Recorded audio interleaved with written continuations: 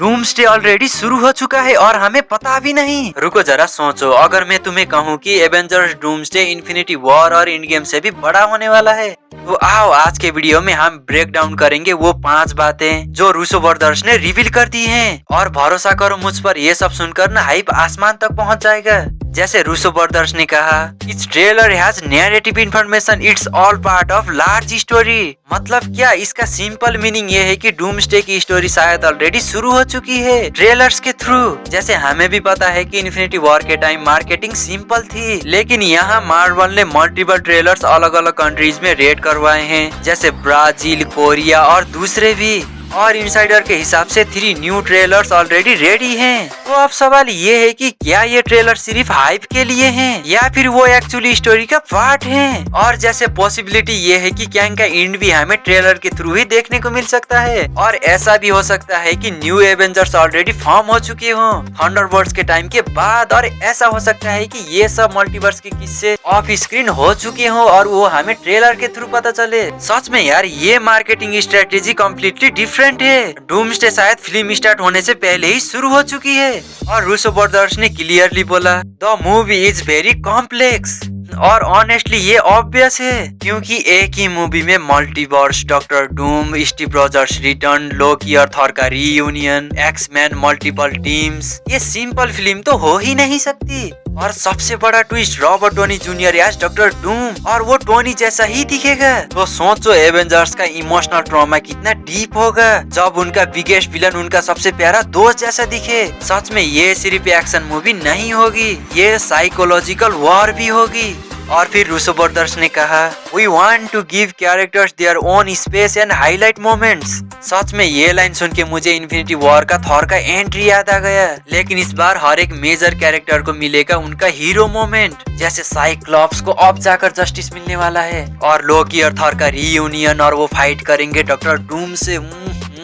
और Tobey Maguire वाली Spiderman को भी एक अच्छा खासा रोल मिलेगा। और फिर से एंड गेम याद आने वाला है, क्योंकि स्टीव रॉजर्स फिर से लीड करेगा। मतलब हर कैरेक्टर को सिर्फ कैमियो नहीं, पर हीरो मोमेंट के साथ रेस्पेक्ट दी जाएगी। और फिर रूसो ब्रदर्स ने स्टीव रॉजर्स के बारे में बोला, we cannot see the narrative without his centre role. मतलब क्लियर है, Steve Rogers is not a cameo, he is core to the story. ये सिर्फ इमोशनल रिटर्न नहीं होगा, he will lead the Avengers again. So imagine करो, Doom versus Avengers और centre में Steve Rogers. ये एंड गेम की उस फाइनल बैटल का याद दिलाता है। और रूसो ब्रदर्स ने ये भी कहा, Victor Wang, Doom demands a certain tone. और इसका मतलब सिंपल है, डूम को बच्चा चोर और मजाकिया विलन नहीं बनाया जाएगा। कंपेयर करो कैंग के साथ, हमें दिखाया गया था कि कैंग ने कितने सारे यूनिवर्स डिस्ट्रॉय किए थे, लेकिन वो चींटियों से हार गया। रेस्पेक्ट वहीं के वहीं खत्म हो गया। लेकिन डूम के साथ ऐसा नहीं होगा, क्योंकि Robert Downey junior full research mode में है। वो डूम को कॉमिक एक्यूरेट पावरफुल बनाना चाहते हैं। और अगर डूम को सीरियस बनाया जा रहा है तो एक बात तो कंफर्म है कि बहुत सारे सुपर हीरोज मरने वाले हैं। तो कुछ ऐसा हो सकता है, कुछ बड़े सुपर हीरोज डूम से फाइट करने जा सकते हैं और डूम को स्टैब्लिश करने के लिए उसके हाथों मर भी सकते हैं।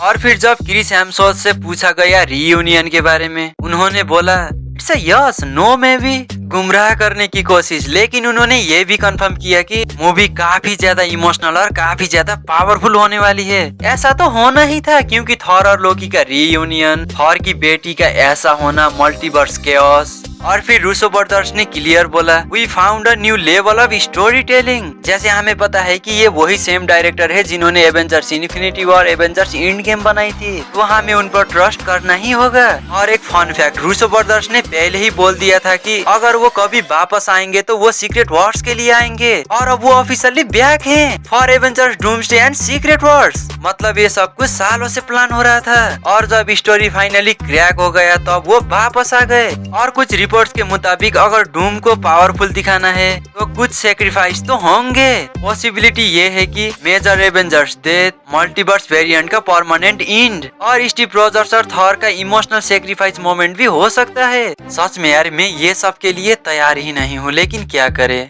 मुझे लगता है कि डूम्सडे ना हमें रुला के ही मानेगा। तो यार अब तुम बताओ, क्या तुम्हें लगता है कि ये इन्फिनिटी वॉर और एंड गेम को क्रॉस करेगी या फिर ये हाइप तक ही सीमित रहेगा? कमेंट में बताओ। और जाते जाते चैनल को शेयर एंड सब्सक्राइब मार दो। मैं दूसरे वीडियो मिलता हूँ, तब तक के लिए बाय बाय।